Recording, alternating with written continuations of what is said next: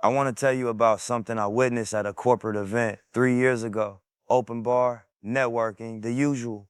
I was standing near the edge of the room watching people when I noticed a woman, mid-30s, attractive, well-dressed, making her way through clusters of men like a chess piece moving across a board. She wasn't doing anything obvious, no touching, no overt flirtation, but she was doing something. A lingering glance here, a laugh that lasted a beat too long there, a touch on the arm while making a point, a comment about how impressive someone's work was delivered with eye contact that said more than the words. By the end of the night, she had 3 different men offering to help with her project. One had promised an introduction to a key client. Another had volunteered to review her proposal over coffee. The third had invited her to an exclusive industry dinner. She hadn't asked for any of this directly. She'd simply created conditions where men competed to offer it. On the drive home, I mentioned this to a female friend who had been at the same event. I described what I'd observed. Her response was immediate and dismissive. Oh, that's just networking. Everyone does it. But everyone doesn't do it. The men in that room weren't doing it. They were exchanging business cards and talking about deliverables. They were operating in a world of explicit transactions. She was operating in a different world entirely, a world of implication and suggestion, a world where power flows through channels that officially don't exist. This is the feminine power play that no one explains, not because it's secret, it's happening everywhere in plain sight every single day, but because acknowledging it would require admitting something that contradicts several dominant narratives simultaneously. It would require admitting that women have power, real power, power that operates outside formal hierarchies and official rules. Power that is invisible precisely because we've been trained not to see it. Let me be clear about what I'm not saying. I'm not saying all women do this. I'm not saying this is evil or wrong. I'm not saying men don't have their own forms of power. What I'm saying is that there exists a sophisticated system of influence that women can deploy, that many women do deploy, and that we collectively pretend doesn't exist because acknowledging it would complicate the story we've agreed to tell about gender and power. Let's start with the attraction double standard because this is where the invisible rules become most visible. We've all been taught that objectification is wrong, that unwanted attention is harassment, that women should be able to exist in public spaces without being approached or admired or commented upon. These are the stated rules. But watch how the rules actually get applied.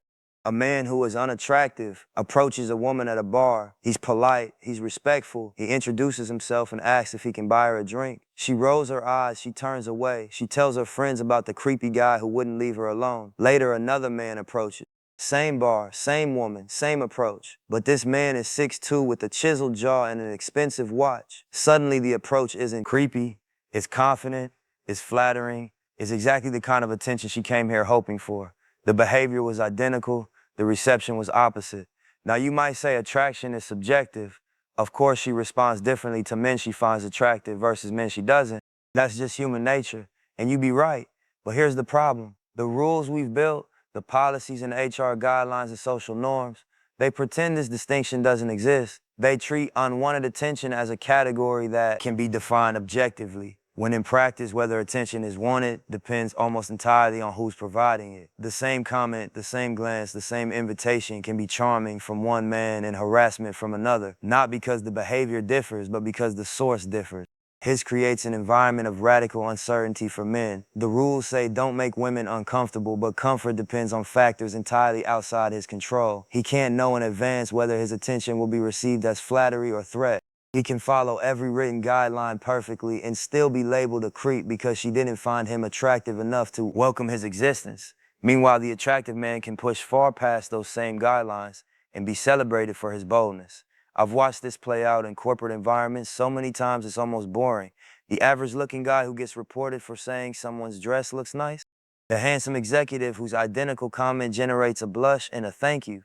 Same words, same context, opposite outcomes, and everyone pretends not to notice that the difference isn't in the behavior, it's in the face it came from. This connects to something deeper, beauty as social currency. We pretend we've moved past the era when female attractiveness translated directly into advantage. We haven't. We've just become less honest about it. An attractive woman navigating a room full of men has access to doors that remain closed to others. Not always, not universally, but often enough that it constitutes a systematic advantage. Her beauty creates a gravitational field that warps the behavior of men around her. They listen more attentively. They forgive more easily. They offer more readily. They want to be near her, to please her, to be approved by her. And this wanting translates into real world benefits. Some women are highly conscious of this dynamic and deploy it strategically. They understand that their appearance is an asset to be leveraged, not merely an identity to be protected from objectification. They know that charm and flirtation, properly calibrated, can open doors that would require years of credential building to open otherwise. They're not doing anything illegal. They're not doing anything explicitly wrong. They're simply using every tool available to them. But we don't talk about this. We don't acknowledge that this form of power exists, that it creates advantages, that it operates parallel to and often outside of meritocratic structures. And here's where it gets interesting. The same cultural framework that prohibits objectification simultaneously encourages women to maximize their appearance. Be beautiful, be confident, know your worth, expect the best, but also any attention you don't want is harassment. These messages coexist without anyone acknowledging the tension between them. She's encouraged to cultivate attractiveness and then protected from any consequences of that attractiveness she doesn't personally select. She's building a powerful signal and then controlling entirely who's allowed to receive it. The feminine energy as influence strategy takes us further. I've watched women who consciously project high status and watch the world rearrange itself around them. They expect expensive things and men provide them. They express desires casually and men scramble to fulfill them. They act as though they deserve princess treatment and receive it, not because anyone owes them anything, but because their expectation creates a social pressure that most people find easier to satisfy than resist. This is soft power in its purest form. It's influence without authority, control without command, leadership through implication rather than instruction. And it's devastatingly effective. A woman who projects high self-worth, who behaves as though she's valuable and expects to be treated accordingly, will generally find herself treated that way. The expectation shapes the response. The frame determines the outcome. Men who understand this dynamic find it maddening because it operates in a register they weren't trained to perceive. Male power tends to be direct. Hierarchy, resources, formal authority, chain of command. I'm your boss, so you do what I say. This is power that can be seen, measured, challenged. Feminine power tends to be indirect. Influence, suggestion, emotional leverage, social proof. It would make me so happy if you did this. This power is deniable. It leaves no fingerprints, and when called out, it can always retreat to innocence. I was just expressing a preference. I didn't make you do anything. Now, let's talk about where this becomes genuinely problematic. Workplace environments, because this is where the invisible rules create concrete consequences. The modern corporate workplace has been structured around preventing harassment. Policies have been written, training has been mandated, HR departments have been empowered. And all of this serves genuine purposes. Real harassment exists, real abuse exists. Real power imbalances exist that need institutional correction. I'm not denying any of that. But the system that was built to address real problems has also created something else, an environment of ambiguity and fear that can be exploited by people operating in bad faith. Here are some uncomfortable statistics that anyone who works in this space knows but rarely discusses publicly. A significant percentage of formal harassment complaints are filed simultaneously with termination disputes. Many complaints are dismissed for insufficient evidence. Some are settled not because the company believes wrongdoing occurred, but because settlement is cheaper than litigation, and the cost of being accused, even falsely, even if ultimately exonerated, can be career-ending. This creates an asymmetrical risk structure. The person who makes an accusation often faces minimal consequences if the accusation isn't substantiated. They might not win the case, but they won't lose much either. The accused, however, faces investigation, reputation damage, possible termination, regardless of whether they're ultimately vindicated. The process itself is punishment. The cloud of suspicion lingers and everyone in the organization becomes slightly more afraid. Some people have recognized this asymmetry and understand consciously or unconsciously that it can be leveraged. I'm not saying this is common. I'm not saying most accusations are false or strategic, but I am saying that a system with this incentive structure will inevitably attract some exploitation. When accusation carries low risk and high potential reward, when the accused bears enormous costs regardless of outcome, when companies prefer to settle quietly rather than fight publicly, you've created conditions where strategic behavior becomes rational. Let me describe what I've seen happen in practice not once, but multiple times across different organizations. A relationship develops between two colleagues. It ends maybe badly. One party has access to the asymmetrical power structure. They file a complaint alleging that what was once consensual was actually coerced, or that post-breakup behavior constitutes harassment, or that workplace interactions now feel uncomfortable. The company, terrified of liability and publicity, initiates an investigation.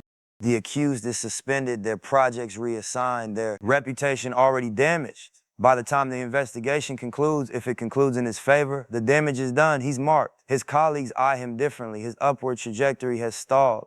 Meanwhile, the accuser has sometimes leveraged the situation into a settlement, a severance, or simply the satisfaction of revenge. Again, I want to be extremely clear. Most harassment claims are genuine. Most women who report problems are reporting real problems. I'm not undermining that. But I'm also not going to pretend that a system with exploitable weaknesses isn't sometimes exploited, and I'm certainly not going to pretend that acknowledging this exploitation is somehow anti-woman. Recognizing that some individuals abuse a system is not the same as saying all individuals abuse it. Nuance exists. We're allowed to hold both truths simultaneously. The media and cultural narratives have made this worse. Over the past decade, we've undergone a massive shift in how accusations are received. Movements that highlighted real abuse, that brought down genuine predators, that gave voice to legitimate victims, also shifted the default assumption. Believe women became not just a rallying cry, but an institutional posture. To question, to examine evidence, to demand due process began to feel like siding with abusers. The framework of victim and perpetrator became so dominant that any deviation from it felt like betrayal. I understand why this happened. Victims had been disbelieved for too long. The system had protected powerful abusers for too long. A correction was necessary, but corrections can overcorrect. And when the cultural environment makes skepticism feel like a moral failing, when institutions are terrified of being seen on the wrong side, you've created conditions where truth-seeking takes a back seat to narrative compliance. People start asking not what actually happened, but how will this look if we don't believe her? This connects to a deeper structural problem: subjective standards versus objective rules. Current harassment policies rely heavily on perception and experience. Did the behavior make her feel uncomfortable? Did she perceive it as threatening? Did the environment feel hostile? These are inherently subjective criteria. They depend on individual interpretation rather than measurable facts. And while there are good reasons for considering subjective experience, building an entire disciplinary structure around it creates massive enforcement problems. What one person experiences as friendly banter, another experiences as harassment. What one person sees as professional closeness, another sees as boundary violation. Without clear objective standards, enforcement becomes arbitrary. The same behavior gets punished in one case and ignored in another, depending on who's making the complaint, who's being accused, and who's doing the judging. This isn't justice, it's lottery. I've had this debate with people who defend the current framework. They argue that objective standards would be too rigid, would fail to capture the nuance of human experience, would let too many bad actors escape through technicalities maybe. But the alternative, a system governed by subjective interpretation, has its own failures. It punishes people for behavior that wasn't objectively wrong. It lets other people escape because their victims didn't feel empowered to complain. It creates uncertainty that prevents normal human interaction. At some point, you have to ask which set of failures you're willing to accept. And right now, we've chosen failures that create maximum fear and minimum clarity. Here's what happens in ambiguous systems. Power determines outcomes more than evidence does. When there are no bright lines, when everything depends on interpretation, the person with more leverage usually wins.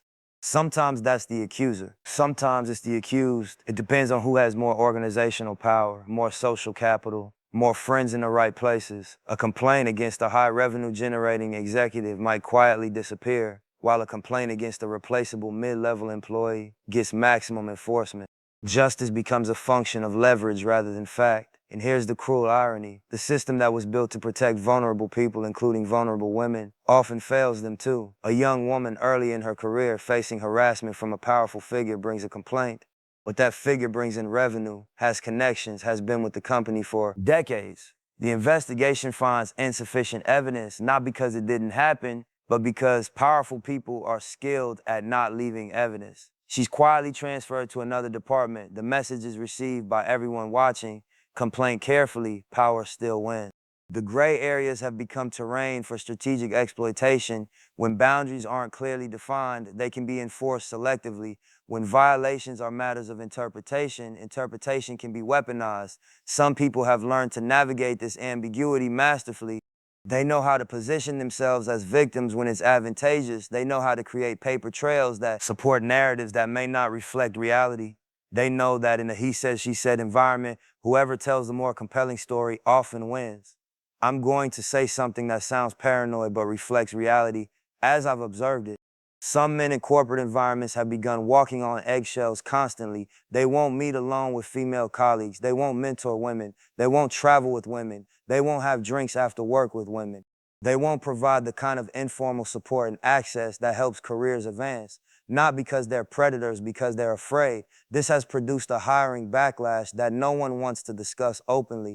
When I talk to business owners privately, especially those who run small companies without large HR departments, some of them admit to something they would never say publicly. They factor gender into hiring decisions, not because they dislike women, because they've done a risk calculation. Every female hire represents potential liability in a way that male hires don't. The same behavior that would be fine between two men becomes potentially actionable between a man and a woman. The gray areas that exist in every workplace become legal exposure, and some business owners have decided the risk isn't worth it. I want to be clear that this is wrong. Discriminating against women in hiring is wrong, illegal, and harmful, but acknowledging that it happens, that the incentive structure makes it rational from a certain code. Calculus is not the same as endorsing it. I'm describing a system failure, not prescribing behavior. When the rules create outcomes, this perverse, the rules need to change. Pretending the outcomes aren't happening doesn't fix them. This leads to the question of reform. If the current framework is producing these problems, why not change it? Why not implement clearer standards, more objective criteria, more balanced processes? The answer, I believe, comes down to leverage. The current system, for all its flaws, grants certain parties significant power. Ambiguity is power. The ability to invoke rules selectively is power. The presumption of victimhood is power. Those who currently benefit from this power have little incentive to see it restructured. And there's an ideological dimension as well. For years, a certain narrative has dominated. Women are disadvantaged. Men hold power. The system serves men. Any reform that acknowledges female power, that introduces skepticism of female claims, that limits female advantage, feels like a betrayal of the cause. It feels like going backward. Even when the current approach is failing, even when it's producing injustice, admitting that another framework might work better would require challenging foundational beliefs. That's psychologically difficult. People don't do it lightly. Let me step back to the broader philosophical frame because I think this is actually the deepest level of the debate. What I've been describing can be understood as a clash between two different approaches to social organization. One approach, which for simplicity I'll associate with masculine structure, values, clarity, explicit rules, defined boundaries, objective standards. You know where you stand. You know what's permitted and forbidden. Enforcement is predictable. The system is legible. The other approach, which I'll associate with feminine structure, values, fluidity, contextual interpretation, emotional truth, experiential reality. Rules are less important than relationships. How something felt matters more than what technically happened. Authority flows through networks of care and influence rather than formal hierarchies. Both approaches have strengths, both have weaknesses. Neither is inherently superior. But when you combine them in a single institutional environment without acknowledging what you're doing, you get chaos. You get masculine structures officially governing while feminine dynamics operate underneath. You get written rules that say one thing while unwritten rules say another. You get men trying to follow the explicit code while women navigate the implicit one. And you get constant collision between the two systems. The current workplace environment is this collision playing out in real time. Officially, we have objective standards and formal processes. Unofficially, we have subjective interpretation and emotional reality. Officially, everyone is equal and behavior is evaluated without regard to personal characteristics. Unofficially, the attractiveness double standard operates constantly. Officially, we have due process and presumption of innocence. Unofficially, an accusation often functions as conviction. What would resolution look like? I think it requires honesty first. Honesty about the fact that power flows through multiple channels, not just official ones. Honesty about the fact that both men and women have forms of power that can be used well or abused. Honesty about the fact that systems designed without acknowledging human complexity will fail in complex human ways. Then it requires structural changes, clearer standards, more objective criteria, real due process for the accused, consequences for knowingly false accusations, acceptance that some genuine harassment might escape punishment if we're not willing to also punish the innocent. These are hard trade-offs, but pretending we can have it all, that we can catch every perpetrator while never harming the wrongly accused, is fantasy. Reality requires choosing which failures you'll accept, and finally, it requires something like mutual disarmament. Men need to acknowledge that historically they've had forms of power that were often abused. Women need to acknowledge that currently they have forms of power that can be abused. Both need to stop pretending that power is a one-way street, that only one gender has ever had or could ever abuse advantage. Moral clarity requires seeing the full picture, not the ideologically convenient slice. Let me bring this back to where we started. The woman at the corporate event, navigating through clusters of men, engineering outcomes without ever appearing to request them. She wasn't doing anything wrong. She was being effective. She was using skills she developed, advantages she possessed to advance her interests. Men do the same thing with their own forms of power constantly. The problem isn't that women have this power. The problem is that we pretend they don't. We've constructed entire ideological frameworks around female powerlessness that contradict observable reality. We've built institutional structures that treat women as default victims while ignoring the ways they can be default victimizers. We've created taboos around even discussing female power that make honest analysis impossible.